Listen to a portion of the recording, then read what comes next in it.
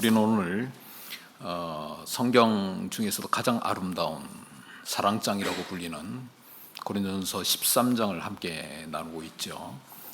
그 중에 특히 우리가 오늘 읽었던 4절에서부터 7절까지의 말씀은 너무나 아름답고 너무나 친숙하고 그리고 우리의 입에 잘 익숙한 그런 말씀입니다. 사랑은 오래 참고 사랑은 온유하며 시기하지 아니하고 사랑은 자랑하지 아니하며. 굉장히 아름답죠. 굉장히 우리 마음이 따뜻해지고 또 이렇게 평화로운 그런 풍경을 우리가 이렇게 떠오르게 만드는 그런 아름다운 구절입니다. 그런데 이 편지를 처음 썼던 1세기 바울 사도가 보낸 편지니까 그 편지를 받아본 고린도 교회의 상황은 전혀 달랐습니다. 그 교회는 극심한 갈등, 분열, 비난 이런 것들이 난무하고 있었던 그런 소란스러운 가슴 아픈 그런 공동체의 현장이었습니다. 고린도 교회는 성령의 은사가 어느 교회보다도 풍성했습니다. 그 외형은 굉장히 화려했고 그 성도들은 또 엄청난 은사들을 가지고 신앙생활을 했습니다. 그런데 아이러니하게도 그들은 그 성령의 은사 때문에 교회가 지금 분열하고 있고 갈갈이 찢기고 있고 무너지고 있었다는 사실입니다. 나는 바울파다, 나는 아볼로파다, 나는 케바파야, 나는 그리스도파다, 서로 배척했습니다. 성령의 은사를 주신 목적이 뭡니까? 공동체를 세우라는 거 아니에요. 공동체를 섬기라는 거 아닙니까? 그런데도 왜 고린도 교회는 이렇게 그 많은 은사를 받고도 공동체가 분열할 수밖에 없었는가 하는 겁니다. 그 많은 은사들이 오히려 자기의 영적 우월을 증명하는 수단이 됐고 또 다른 사람들을 배척하는, 무시하는 그런 무기가 돼버리고 말았다. 은사의 원래 목적과 전혀 다르게 지금 사용되고 있었습니다. 고린도 교회에서는. 자, 그러면 왜 그러냐? 원인이 있을 거 아니에요? 왜 고린도 교회가 이렇게 성령의 은사를 많이 받고도 교회는 분열하고 무너질 수밖에 없었는가 하는 겁니다. 그 원인을 바울 사도는 정확히 진단하고 정확히 처방했습니다. 그게 뭐냐면 사랑이었습니다. 사랑. 그 고린도 교회는 안타깝게도 사랑이 없었다. 하나님의 사랑, 그 엄청난 하나님의 사랑을 받아서 누리지 못했다. 그러다 보니까 그 성도들의 내면은 왜곡될 수밖에 없었고 그 내면은 꼬일 수밖에 없었다는 사실입니다. 그렇습니다. 우리 사람들의 내면의 문제는 다 원인이 사랑입니다. 사랑의 결핍에서 모든 내면의 문제가 옵니다. 주변에 내면에 문제가 있는 사람 있으면 100% 사랑 때문입니다. 온전한 사랑을 제대로 받지 못했기 때문입니다. 따뜻한 사랑을 체험하지 못했기 때문입니다. 그래서 내면에 문제가 생기는 겁니다. 자, 성도와 성도와의 관계는 교제하는 관계입니다. 성도의 교제죠. 코이노니아 다 들어보셨죠? 성도의 교제입니다. 그 사랑의 관계에서 성도와 성도끼리 서로 교제하는 관계인데 그 관계가 시끄럽고 힘들고 이렇게 복잡해지는 이유가 뭐냐? 무엇이 없기 때문이냐면 사랑이 없기 때문에 그렇습니다. 사랑이 없기 때문에 그런 것이다. 어떤 관계든지 간에 그 관계를 하나님이 주신 관계라면 거기에는 반드시 사랑이 있어야 합니다. 가족 관계든 친구 관계든 회사 직장 관계든 직장에서 그리고 당연히 교회 교우 관계든 하나님이 주신 관계라면 반드시 있어야 될 게 뭐냐? 사랑입니다. 왜냐하면 하나님이 우리에게 사람을 붙여주실 때는 목적이 있어서 주시는 거예요. 무조건 우리에게 가족을 주고 우리에게 이렇게 처음 공동체라는 공동체를 주시고 그러는 게 아니에요. 목적이 있어요. 하나님께서. 이유가 있습니다. 그게 뭐냐? 서로 사랑하라고. 사랑 때문에 우리에게 주변 사람들을 주시는 겁니다. 그러니까 모든 관계는 결국 사랑이어야 합니다. 그런데 고린도 교회는 치명적이게도 이 사랑이 없었다는 겁니다. 그래서 그렇게 소리가 나고, 그래서 그렇게 시끄럽고, 그렇게 힘들었던 겁니다. 사랑이 모든 인간관계의 문제의 처방입니다. 모든 인간관계 문제의 진단입니다. 제가 처음 교회를 목회하면서 처음부터 지금까지 여러분과 좀 오랫동안 같이 목회하고 있는데 변함없는 목회 방침이 하나 있습니다. 그건 뭐냐면 우리 초음 공동체, 초음 교회가 아름다운 교회가 되어야 되겠다. 그 다음 우리 초음 성도님들이 행복하게 신앙생활을 했으면 좋겠다. 이겁니다. 그러니까 아름다운 초음 교회, 행복한 초음 성도, 이겁니다. 이건 처음부터 지금까지 변함이 없습니다. 아마 목회 끝날 때까지 변함이 없을 거예요. 아름다운 초음 교회, 행복한 초음 성도. 이게 어떻게 가능하냐? 어떻게 가능하냐? 가능합니다. 뭘로요? 주님의 사랑으로 가능합니다. 주님의 사랑이 있으면 아름다운 교회, 행복한 성도가 이루어지는 겁니다. 그래서 우리는 당연히 아름다운 교회, 행복한 성도가 되어야 됩니다. 될 수 있습니다. 뭐가 있으면? 주님의 사랑이. 사실 이 주님의 사랑은 신앙생활의 정답만이 아닙니다. 우리 세상 생활도 똑같습니다. 세상 삶도 그 정답도 주님의 사랑입니다. 우리가 어떻게 아름다운 삶을 살 수 있을까요? 주님의 사랑이 있으면 됩니다. 우리가 어떻게 세상에서 행복할 수 있을까요? 주님의 사랑이 있으면 됩니다. 주님의 사랑으로. 주님의 사랑만 있으면 우리 이 세상을 아름답게도 살 수 있고 행복하게도 살 수 있는 겁니다. 그러니까 우리 삶의 모든 문제의 원인은 사랑입니다. 주님의 사랑. 이것이 결핍에서부터 오는 것이다. 그렇다면 이렇게 다 이제 결론이 다 났잖아요. 주님의 사랑으로 우리는 행복하고 아름답게 살 수 있다. 결론이 났는데 그러면 구체적으로 그 주님의 사랑이 뭐냐 이겁니다. 알겠는데 좀 더 들어가서 주님의 사랑이 뭡니까? 그걸 정확히 알아야 됩니다. 왜냐하면 세상에 있는 이 마귀 사탄은 끊임없이 우리를 혼란스럽게 만듭니다.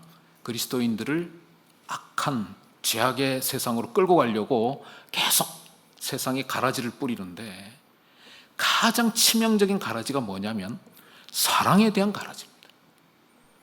헷갈려요. 정말. 똑같이 생겼어요. 자랄 때는. 이게 사랑인 줄 알았어요. 또 알고 보니까 사랑이 아닙니다. 그래서 마귀가 뿌린 가라지 중에 가장 큰 해악이 뭐냐? 인간 세상 속에서, 이 세상 속에서 가장 큰 해악이 뭐냐? 묻는 바로 사랑에 대한 가라지입니다. 사랑에 대한 가라지. 사랑만큼 심각하게 왜곡된 것이 없습니다. 이 세상에서 사랑만큼 변질된 것이 없습니다. 왜요? 이 마귀의 가라지 때문에 그래요. 마귀의 가라지 때문에. 세상에는 지금 사랑이 아닌데 마치 이게 사랑인 것처럼 착각하게 만듭니다. 왜곡합니다. 변질시킵니다. 사실은 그것이 거짓 사랑인데 그래서 지금 세상이 힘들고 내 삶이 지금 어려운데 그걸 계속 왜곡시킵니다. 변질시킵니다. 착각하게 만듭니다. 이게 사랑이구나. 사실은 왜곡된 사랑이에요. 사실은 변질된 사랑입니다. 그러니까 중요한 게 뭐냐면 뭐가 진짜 사랑이냐, 뭐가 진짜 주님의 사랑이냐, 이걸 정확히 아셔야 된다. 그리스도인이라면. 그죠? 그 바울 사도도 이 지점을 정확히 지적하고 있는 겁니다. 이게 진짜 사랑이야. 이게 주님의 사랑이야. 다른 거는 왜곡된 사랑이야. 헷갈리지 마. 라고 오늘 말씀하고 있는 겁니다. 우리가 읽은 그 내용이 그 내용이에요. 4절에서부터 7절까지 말씀. 한 번 더 읽어볼까요? 자, 정신을 좀 집중해서 4절에서 7절까지 말씀을 한 번 더 읽습니다. 시작. 사랑은 오래 참고 사랑은 온유하며 시기하지 아니하며 사랑은 자랑하지 아니하며 교만하지 아니하며 무례히 행하지 아니하며 자기의 유익을 구하지 아니하며 성내지 아니하며 악한 것을 생각하지 아니하며 불의를 기뻐하지 아니하며 진리와 함께 기뻐하고 모든 것을 참으며 모든 것을 믿으며 모든 것을 바라며 모든 것을 견디느니라.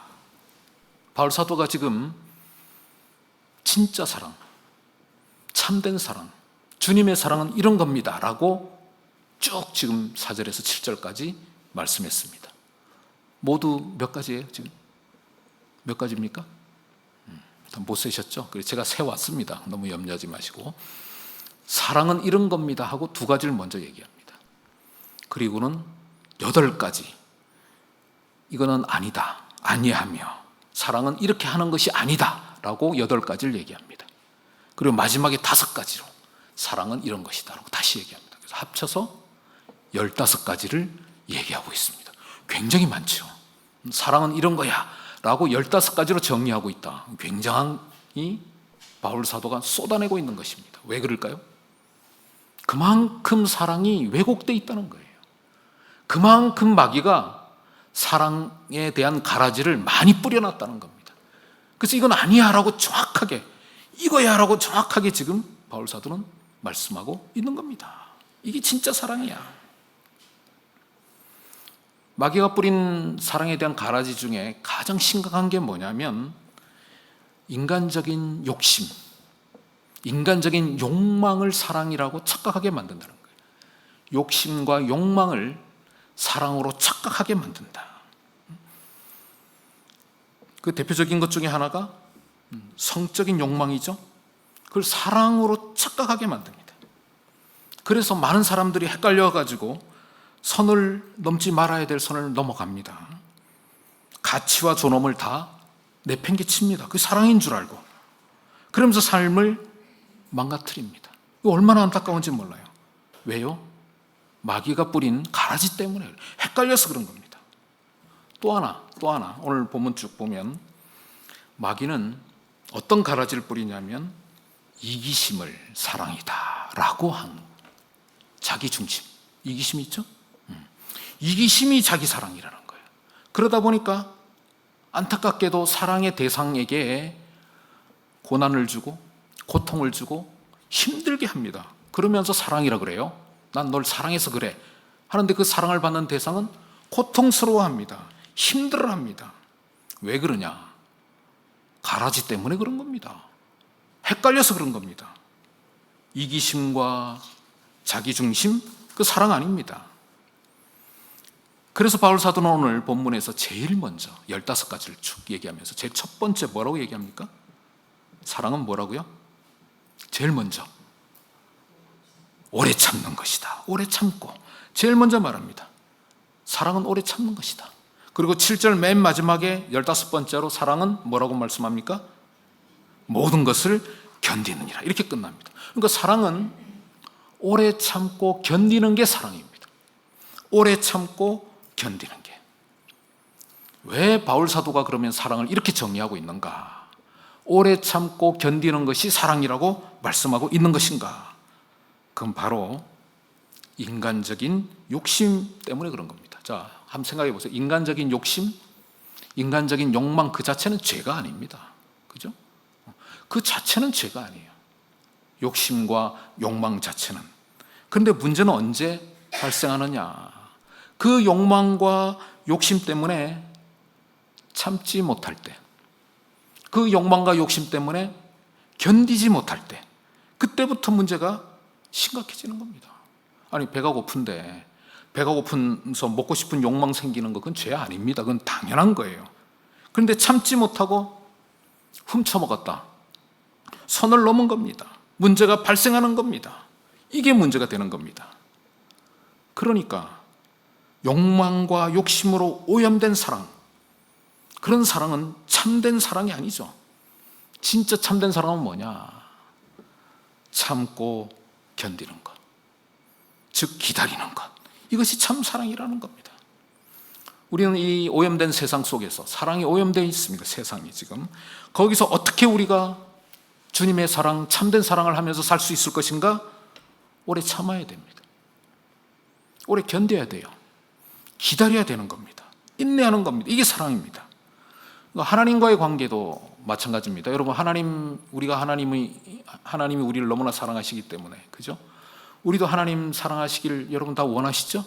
여러분 다 사랑하십니까? 아멘으로 한번 대답해 보세요. 여러분 다 하나님 사랑하시죠? 입술로는 다 사랑하는데 사랑하는 방법이 있어야죠. 구체적으로. 그게 바로 뭐냐? 참고 오래 참고 견뎌야 되는 겁니다. 그러니까 하나님을 어떻게 사랑하느냐? 오래 참고 견디는 것이 사랑입니다. 이해가 되지 않아요. 내가 원하는 게 아닙니다. 하지만 하나님을 신뢰하기 때문에 참는 겁니다. 그리고 기다리는 겁니다. 상황과 환경은 전혀 이해되지 않습니다. 왜? 내가 원하는 상황이 아니거든요. 지금 이 상황이 내 앞에 있는, 내 앞에 펼쳐져 있는 환경이 내가 원하는 환경이 아니에요. 하지만 하나님을 신뢰하고 참고 견디고 기다리는 것, 그게 신앙생활입니다. 그게 하나님을 사랑하는 방법이에요. 우리는 하나님이 내게 보내주신 사람, 그죠? 여러분에게 보내주신 사람들 있죠? 가족이나 성도나 이런 주변 사람들, 여러분 사랑하기 원하시죠? 별로 사랑하기 원하지 않으십니까? 여러분 사랑하기 원하시죠? 우리 가족이나 성도나 다 사랑하고 싶습니다. 당연하죠. 그러면 어떻게 하는 것이 사랑이냐 이거예요. 입술로 하는 게 사랑이 아니라는 겁니다. 오늘 어떻게 하는 게 사랑이냐? 오래 참는 겁니다. 오래 견디는 겁니다. 기다려주는 겁니다. 그게 사랑이라는 거예요. 그러니까 자녀를 향한 부모의 사랑, 다른 거 없습니다. 복잡하게 생각하지 마세요. 어떻게 하는 거라고요? 오래 참으면 돼요. 견디면 되고 기다리는 것이 사랑입니다. 근데 막상 우리가 자녀를 양육하다 보면 참지 못할 때가 많죠. 성질 날 때도 있고 화날 때도 있고 그런 순간이 물론 있습니다. 하지만 기본적으로 우리에게 주신 사람이라면 그 자녀가, 우리는 참고 기다리는 겁니다. 그게 부모의 사랑이에요.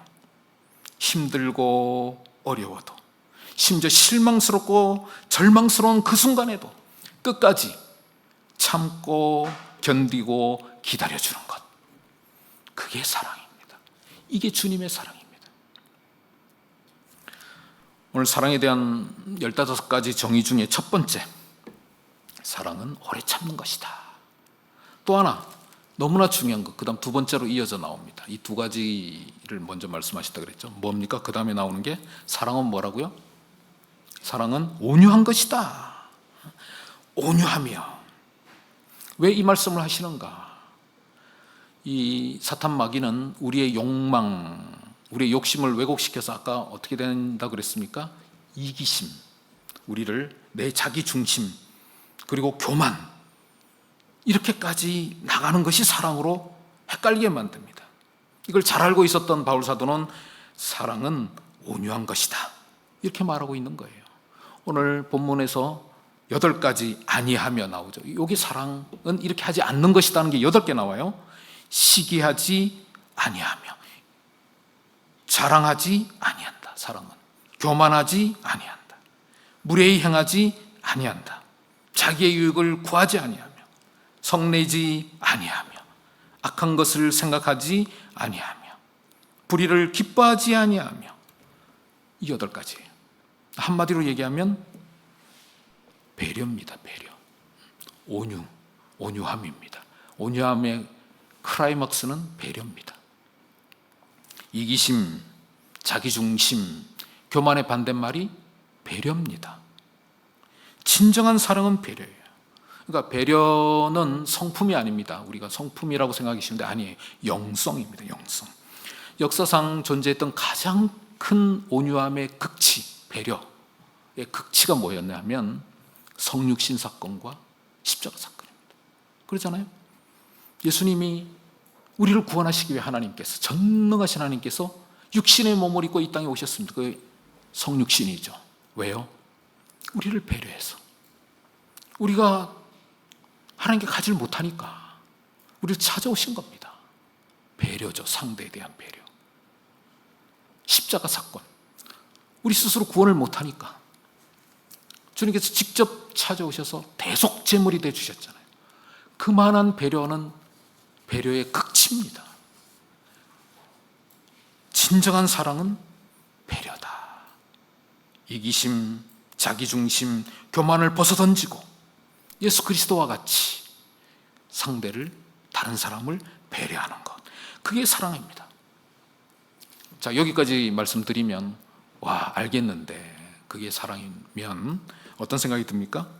와, 이렇게 내 중심을 다 내려놓고 온유한 성품을 가지고 오래 기다리면서 상대를 배려하는 그런 삶을 살려면, 그 그리스도의 복음과 같은 삶을 살려면 어때요? 세상 재미없는 거 아닙니까? 그리고 내가 너무 손해보는 거 아닙니까? 그런 생각 들죠. 내가 너무 손해보는 것 같습니다. 배려한다는 것, 사랑한다는 것, 내가 온유하게 상대를 대한다는 것, 내가 너무 손해보는 것 같습니다. 근데 사실은 그렇지 않습니다. 오히려 축복이에요. 오히려 특권이고 오히려 진정한 행복입니다. 왜냐하면 오늘 8개의 그 온유함을 쭉 하지 아니하며 8번을 얘기하고 나서 9번째 이렇게 말씀합니다. 진리와 함께 기뻐하고. 이렇게 상대를 배려하고 나면 진리와 함께 기뻐하고, 이게 무슨 뜻일까요? 진리와 함께 기뻐한다. 진리는 예수 그리스도입니다. 주님과 함께 기뻐한다. 내가 누군가를 섬겼습니다. 누군가를 배려했어요. 그럼 누가 알아줍니까? 안 알아줍니다. 거의 다 안 알아줘요. 모릅니다. 사람들은 관심 별로 없어요. 근데 나는 내 시간 들였어요. 내 열정 들이고 내 물질 들이고 그렇게 배려하고 상대를 섬겼습니다. 그게 사랑이라고 그러니까. 근데 아무도 안 알아줘요. 염려할 필요 없어요. 진리와 함께 기뻐하고. 주님이 다 하신다는 거예요. 주님이 다, 그리고 그렇게 한 모든 행위들은 가치로 남는다는 겁니다. 왜? 주님이 다 기억하고 계시니까. 세상 살면서 나는 큰 고생 안 하고 참 편하게 큰 어려움 없이 잘 먹고 잘 살았어. 그런 인생은 하나도 남는 게 없어요. 그건 아무 의미 없는 인생입니다. 그러나 내가 사랑하기 위해서, 내게 주신 사람 지키기 위해서 내가 밤잠을 못 자고 고민하면서 그를 섬겼다. 내가 오해받으면서까지 그를 섬겼다. 내 시간, 내 물질, 내 헌신 투자하면서 내가 희생하면서까지 내가 그들을 섬겼다. 그런 사람은 어떻게 한다고요? 진리와 함께 기뻐한다. 주님이 아신다는 뜻입니다. 남는 거는 그거밖에 없어요. 다른 사람을 위한 헌신과 배려. 그것만 남아요, 인생에서. 오늘 우리는 사랑은 이런 것입니다. 왜곡된 사랑하지 마십시오라고 바울 사도를 통해서 사랑의 정의를 15가지나 쫙 설명을 들었습니다. 아마 바울 사도는 여기에 또 한 가지를 첨부하고 싶었을 겁니다. 그건 뭐 상황을 보면 정확히 알 수 있습니다. 그게 뭐냐? 이 15가지 이 장황한 이게 사랑인데, 그러면 한마디 더 할게. 너희들이 하고 있는 사랑은 어떠니? 이 질문을 했을 거예요. 지금 똑같이 합니다. 그러면 이 15가지 사랑을 설명을 들었는데, 하나님 말씀으로 들었는데, 지금 내가 하고 있는 사랑은 어떤 사랑인가? 혹시 내가 하고 있는 사랑이 왜곡된 것이면, 내가 하고 있는 사랑이 잘못된 것이면 십자가 앞에 가져가서 다 쏟아내고 바로 잡아야 됩니다. 그리고 내가 지금 하고 있는 이 사랑이 어떠한가를 질문해야 됩니다. 그러면서 사랑을 실천해 가는 겁니다. 우리 마지막으로 오늘 본문 다시 한번 읽기를 원해요. 그래서 그대로 적용해야 돼요. 그대로 적용. 근데 읽는데 그냥 읽지 말고 자기 이름을 넣어서 사랑은 윤성범의 사랑은 오래 참고, 이런 식으로 앞에다 자기 이름을 한번 넣어보세요. 그 자기 이름을 넣으면서 이 질문을 하셔야 됩니다. 지금 내가 하고 있는 사랑은 어떤 사랑인가? 그걸 머릿속에 넣고 한번 이 오늘 본문을 내 말씀으로, 내게 주신 말씀으로 한번 읽어보겠습니다. 본문 다 펴보세요. 자, 자기 이름을 넣어서 윤성범 따라하시면 안 되고 자기 이름을 넣으셔야 됩니다. 네, 시작.